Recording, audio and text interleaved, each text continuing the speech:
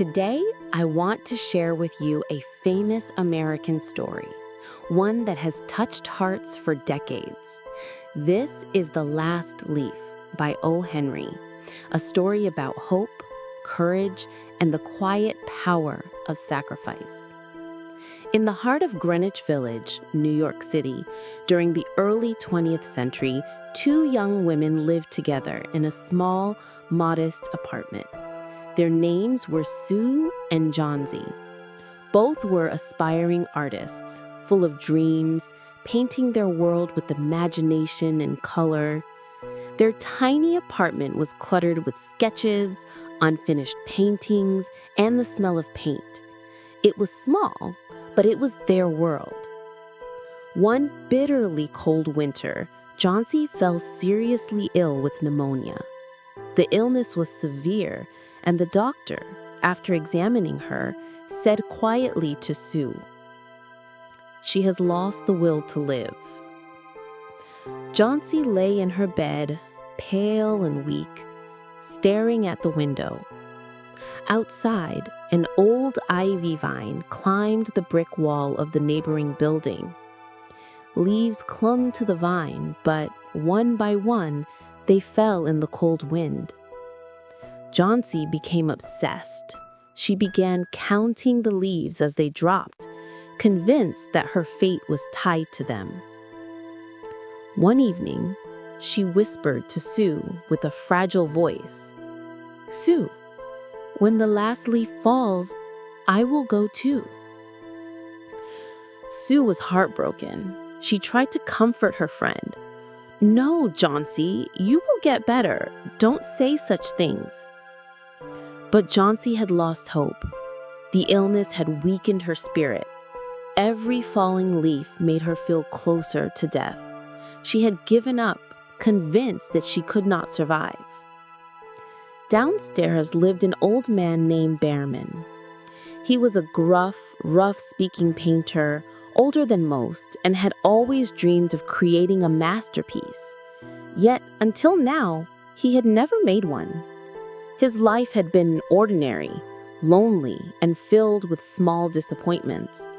But when he learned about Johnsy, he understood the gravity of the situation.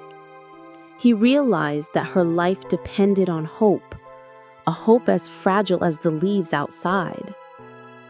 That night, a violent storm struck Greenwich Village. Rain pounded against the windows, wind bent branches, and the ivy leaves shook violently. Sue feared for Johnsy. Johnsy's fate seemed sealed with each gust of wind. But Behrman had a plan. In the darkness, with rain soaking him, Behrman went outside with his paints and brushes. He painted a single green leaf on the brick wall, precisely where the last ivy leaf had clung. It was his masterpiece, a leaf that would never fall. The next morning, Johnsy awoke and looked at the vine. There it was, the last leaf, still clinging tightly to the wall. She whispered, amazed, "If that leaf can stay, then maybe I can stay too."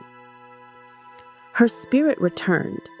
Slowly, she began to eating again, talking, and fighting for her life. The doctor examined her and nodded in relief. She's recovering. She wants to live now. Days later, they learned the truth. Behrman, the old painter, had gone out into the storm to paint the leaf.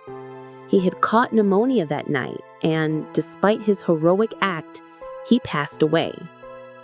The last leaf, the leaf that saved Johnsy, was not real. It was Behrman's last masterpiece, created with love, courage, and selfless sacrifice.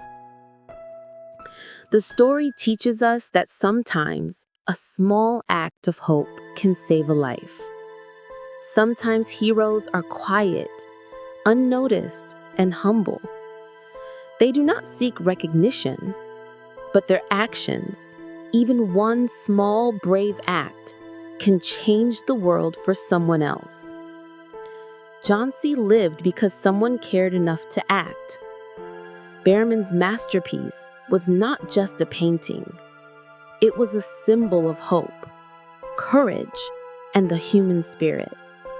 A single leaf, a simple act, yet powerful enough to fight despair. So remember, hope can be found in the most unexpected places. Courage can appear in the simplest gestures. And sacrifice, often unseen, can save lives. This is the story of the last leaf. A story that reminds us of the power of hope, friendship, and selfless love. A story that will stay in your heart long after the last leaf has fallen.